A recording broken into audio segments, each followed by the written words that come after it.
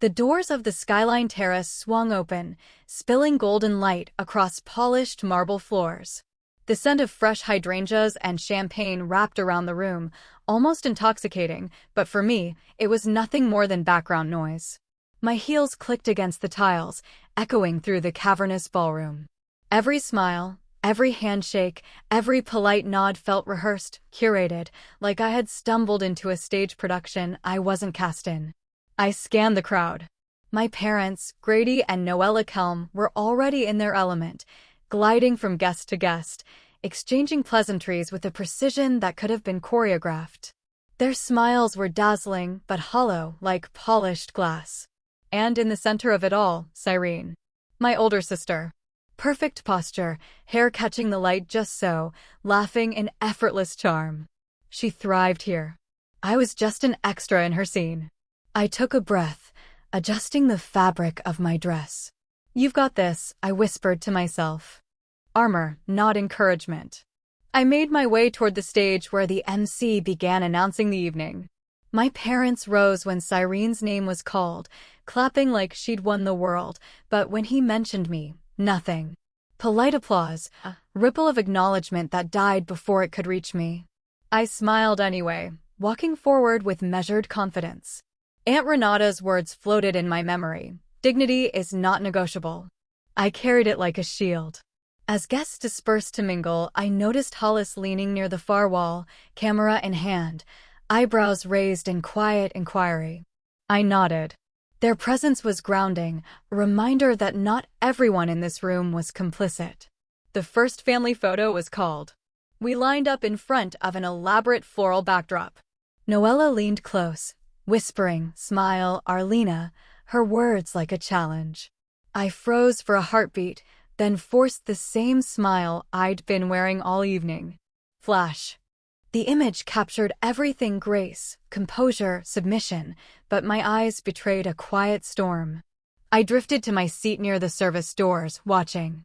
The placement was telling, my table tucked against the wall, near the chaos of servers and clanging trays, while Cyrene held court at the center, basking in adulation. Every detail was intentional, every omission deliberate. When Cyrene appeared at my side, her words were honey laced with venom. "Enjoy it while it lasts. This is your last time at the center." I met her gaze, letting my calm become my weapon. "I prefer the view from the edge. You see the whole game from there." She faltered for half a beat before retreating into the crowd. Across the room, Hollis caught my eye again, a silent reminder. This evening was a chessboard, and I had a few moves left. I sipped water, feeling the coolness steady me. The night was young. The stage was set. And I was no longer here to play along. I was here to see, remember, and wait. Dinner began, but I barely touched my plate. Every conversation, every glance, every laugh around me carried hidden meanings. My parents leaned toward influential guests, spinning tales of generosity and family achievement, while every story, every slideshow, subtly erased me. The slideshow rolled, carefully cropped images erasing years of my accomplishments, graduation, projects, moments where I had been present. Cyrene, ever the actress, perched near my parents, smiling at the attention, absorbing praise not meant for me. I counted the omissions quietly. 1 birthday, 2 holidays, every public acknowledgement stolen or reassigned. Each image was a small erasure, a silent assertion of ownership over my life. Then came the subtle shift, the faint hiss in my champagne glass. I noticed it instinctively, the tiny fizz that shouldn't have been there.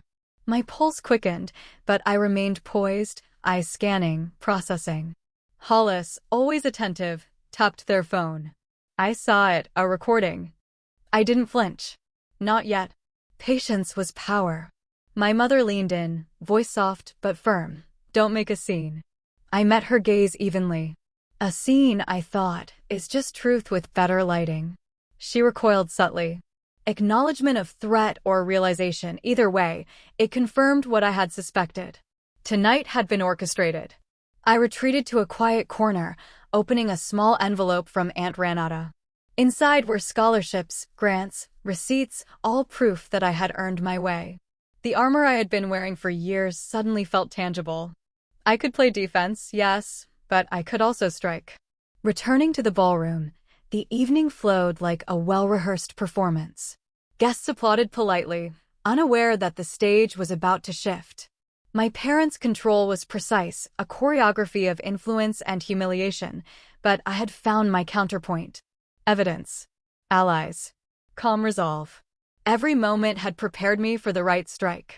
The band's notes softened the tension as I watched Cyrene laugh, oblivious to the storm brewing. Every movement, every interaction, became part of a mental record, every public slight, every private jab catalogued for the moment it mattered. Hollis moved beside me, whispering, "They've delayed your start time. It looks like you're late." I nodded. Of course, it was another stroke in the sequence. But I had my own plan. The rules were about to change. The toast began. Champagne glasses clinked across the room, faces lit with false warmth. Cyrene raised hers to join in, unaware of the subtle trap. My hand brushed the glass in my palm, feeling the chill, knowing what had been placed inside. Calmly, I stood, walked toward her, and with a simple smile, swapped glasses. The room's attention pivoted as Cyrene stumbled, caught mid-step, silverware clattering. Gasps filled the air. Parents leaned in, concern practiced, but eyes betraying panic. The scene was dramatic, perfect for witnesses, just not for the narrative they had intended. I returned to my seat, fingers brushing Hollis's phone. The evidence was complete. Every detail recorded, time-stamped. Every movement, every hand, every subtle gesture of manipulation captured. The screen above flickered to life, not the curated slideshow, but the truth. Grainy footage of Grady's hand hovering over my glass, the faint fizz, my measured swap. The ballroom stilled. Faces turned. Phones raised.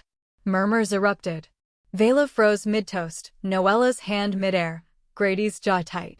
The power dynamic shifted instantly, irreversibly. Aunt Ranata stepped forward, documents in hand, revealing every scholarship, grant, and payment I had earned without their interference. The room collectively recalibrated. I spoke, calm, steady, and unyielding. "I've been quiet too long. Tonight, the truth speaks for itself." Guests turned to witness the fall of the polished facade. Cyrene, pale and shaken, realized her advantage had evaporated in an instant. My parents' influence fractured, their reputation cracking under the weight of evidence. The chaos grew.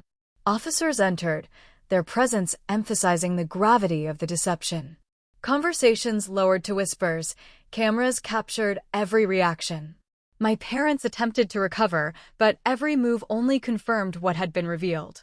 I walked toward the main table, placing the family crest, keys, and documents of withdrawal. Calmly, I reclaimed my life piece by piece, step by deliberate step. The crowd watched silently. Power had shifted. Hollis moved seamlessly, documenting reactions, while guests processed the weight of years of manipulation. The air was electric. My parents, once untouchable, were now vulnerable, scrambling, flustered, exposed. The final confrontation, I addressed the room with a measured voice, letting every word linger. "These belong to you. I am reclaiming my name, my time, and my life." Silence engulfed the ballroom. Shock radiated outward. Murmurs grew into acknowledgement. Eyes that had ignored me now tracked my every move.